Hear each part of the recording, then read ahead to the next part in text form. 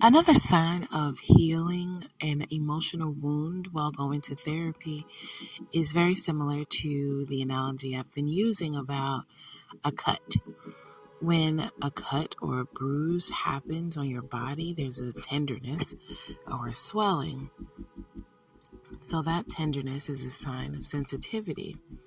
Another sign that you're healing is a scab.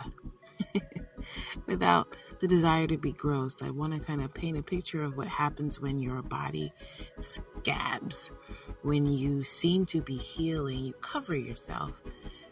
The skin covers the cut in order to keep it from being infected. And so sometimes when you go to therapy, you may feel like you're going through this preliminary healing where you're great, you're fine. And it's very superficial.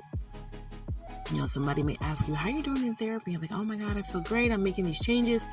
And when something happens, you will realize that healing is just superficial, because you'll do the act that you said you wouldn't do. You'll go back on your word, or you'll start people pleasing again, or you might be working on your anger and you'll go and blow up on somebody. And so you'll feel the superficiality of that first scab.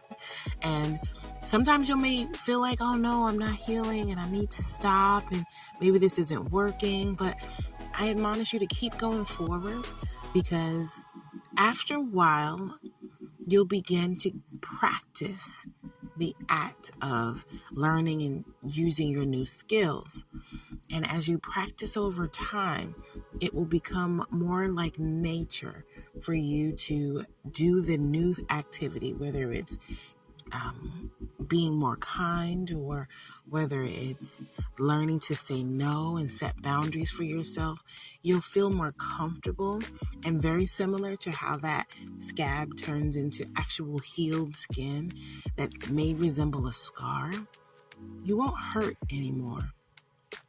You'll do the necessary things that it takes for you to heal, and you won't hurt anymore.